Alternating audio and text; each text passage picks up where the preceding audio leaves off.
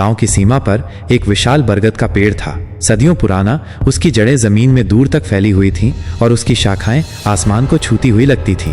गांव वाले कहते थे कि उस पेड़ पर एक बुरी आत्मा का वास है जो रात के अंधेरे में भटकती है। राजेश और उसके 3 दोस्त अमित, सीमा और विक्रम हमेशा से ही रोमांच के शौकीन थे। एक रात उन्होंने उस बरगद के पेड़ के पास जाने का फैसला किया, ये देखने के लिए कि क्या कहानियां सच हैं। गांव वालों ने उन्हें चेताया था, लेकिन वे नहीं माने। रात के 12 बजे वे टॉर्च और हिम्मत लेकर जंगल में दाखिल हुए। चांद की रोशनी में बरगद का पेड़ एक भयानक राक्षस की तरह लग रहा था। उसकी लंबी शाखाएं हवा में लहरा रही थीं, जैसे कि वे उन्हें पकड़ने की कोशिश कर रही हों। वे धीरे धीरे पेड़ के पास पहुंचे।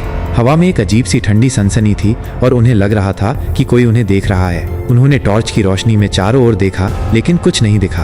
अचानक एक भयानक चीख ने जंगल को चीर दिया। वे डर गए और एक दूसरे को पकड़ लिया। चीख दोबारा आई और इस बार वे समझ गए कि ये पेड़ के अंदर से आ रही थी।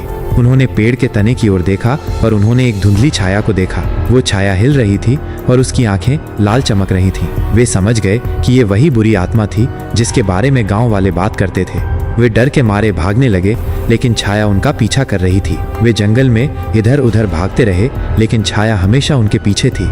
अचानक अमित फिसल कर गिर गया। उसने दर्द से कराहते हुए अपने दोस्तों को देखा और फिर छाया ने उसे पकड़ लिया। उसकी चीख हवा में गूंज गई और फिर सब शांत हो गया।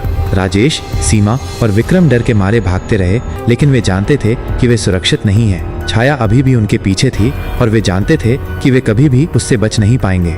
अगली सुबह गांव वाले जंगल में गए और उन्हें अमित का शरीर मिला। उसका चेहरा डर से विकृत था और उसकी आंखें खुली हुई थीं, जैसे कि उसने कुछ भयानक देखा हो। राजेश और बाकी लोग कभी भी उस रात को भूल नहीं पाए।